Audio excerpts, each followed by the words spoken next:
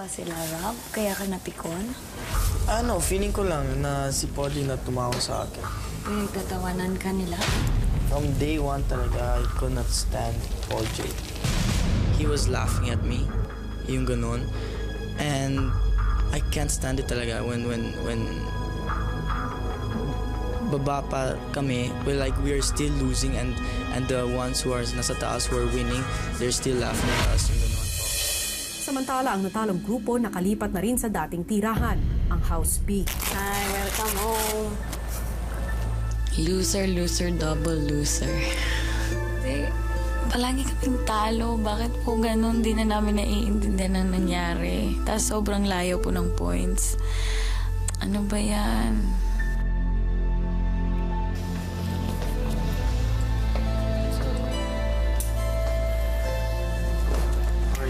Did our best. Si Mariel minabuti ng kamustahin si Rob. Mainit ang ulo mo kanina. That was nothing. Wala lang.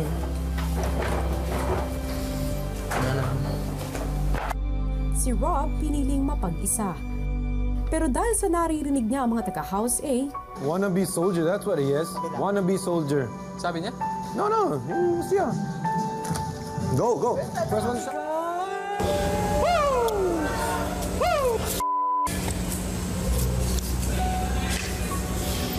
Nababahala po. Lalo na po, kasi po napansin ko po, kuya, parang hindi po siya, yung patience po niya, napakaiksi po. pero bukod kay Rob, may ilan palang housemates na may kinaiinisan sa naganap na game. Ano nga ako dun sa sinabi ni Mariel kanina? Para nakaka-degrade naman. Oo, yung bakit ano? Sabi niya, kung nandito lang si Tom, magagalit yun. Oo. Hindi yun. Nung nandito lang si Tom, mas okay sana. Tapos, siya lang ba yung laging... Magagalit si Tom pag... Siya lang ba yung laging ano?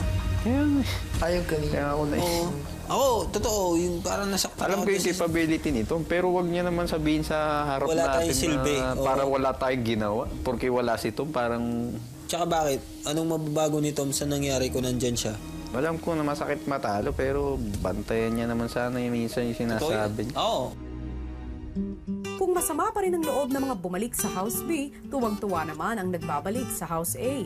Magpipray tayo mamaya. Welcome back, guys! Oy, guys, girls, magpipray tayo mamaya. Hindi tayo nakapagpasalamat. Opo na. Oh, yeah. We've got tuna. Nice sponsor, baby. Oh my God! My makeup! Ala ka, tawag mo. Inaano ko lang yung makeup ko. Ay, Mela, naibalik ko na sila na.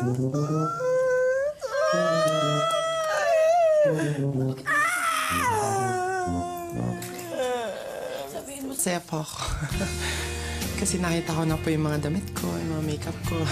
Felt really nice to yung mga gamit namin, yung mga damit, yung old house, everything. Oh, solo-solo na naman. Oh, wow. Oh, who wants this bed? Wow! Ano yun? Oh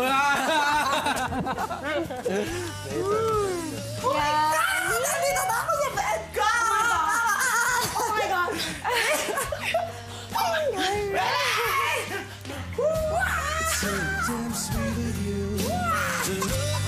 Yun nga po, parang kagabi, for example, hindi naging sobrang masaya yung pagkatapos ng game kasi may nakita kaming dating kasamahan na medyo hindi masaya sa aming pagkapanalo. So, masaya kami pero hindi lang siya ganun ka, lubusang pagkapanalo. Frustrated din si Rob kasi galing siya sa winning team, nilipat siya sa losing team. Alam mo yun? They just wanted to be someone like Tom. Very insecure. Tapos, magpaganon-ganon din siya para yung mga girls parang, ay! Si Robin pala, alpha male.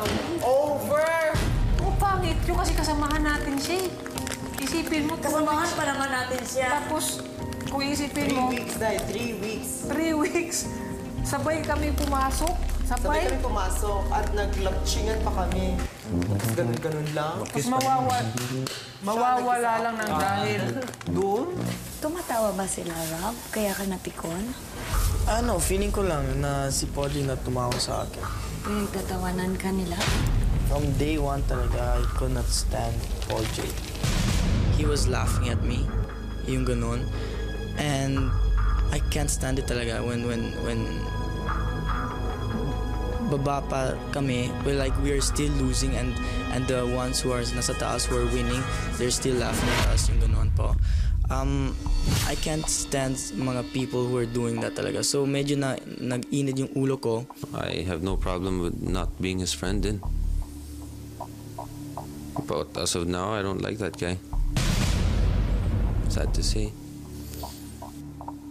At the moment, I'm considering the other housemates as the winning team, the better team, but also